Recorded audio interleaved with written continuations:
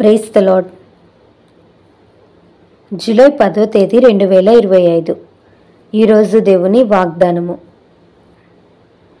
తన అతిక్రమములకు పరిహారము నొందినవాడు, తన పాపమునకు ప్రాయశ్చిత్తము నొందినవాడు ధన్యుడు. కీర్తనల గ్రంథము 32వ అధ్యాయం 1వ వచనం. ఈ వాక్యం ద్వారా మనం తెలుసుకోవాల్సిన విషయం ఏంటంటే, చాలామంది ధన్యత అంటే లేక దీవించబడటం అంటే లోక సంబంధమైన ఆస్తులు, బంగారం, ఇల్లు కలిగి ఉండటం అనుకుంటారు. కానీ దేవుని చేత మన పాపాలు క్షమించబడటమే నిజమైన ధన్యత, నిజమైన దీవెన. బైబిల్లో ఒక మాట ఉంటుంది. అదేంటంటే, పాపము చేసి దేవుడు అనుగ్రహించి మహిమను పొందలేకపోతున్నామంట. అవును, మన పాపమే దేవునికి మనకి మధ్య అడ్డుగోడగా ఉంటుంది. దావీదు కూడా తన జీవితంలో పాపం చేశాడు. కానీ ఎప్పుడైతే దేవుని ప్రవక్త వచ్చి దావీదు చేసింది పాపమని హెచ్చరించాడో, దావీదు తన పాపాన్ని ఒప్పుకున్నాడు. ఇక ఎన్నడూ తన జీవితంలో ఆ పాపం జోలి వెళ్ళలేదు, ఆ పాపం చేయలేదు. దావీదుకు దేవుని హృదయానుసారుడని పేరుంది.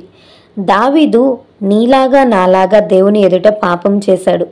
కానీ దావీదుకు ఆ పేరు ఎందుకు వచ్చిందంటే, తాను చేసింది పాపమని తెలిసినప్పుడు దాన్ని ఒప్పుకొని విడిచిపెట్టాడు. ఈరోజు ఈ వాక్యం వింటున్న నీవు కూడా పాపంలో బ్రతుకుతున్నావేమో. చూడకూడని దృశ్యాలు నీవు చూస్తున్నావా? నీ శరీరంతో చేయకూడని పాపం చేస్తున్నావా? అయితే దేవుడు నీతోనే మాట్లాడుతున్నాడు. ఇదే రక్షణ దినం అంటున్నాడు. దేవుని యొద్దకు రా, నీ పాపాలు ఒప్పుకో, వాటిని విడిచిపెట్టు, దేవునిని నిజ రక్షకుడిగా అంగీకరించు.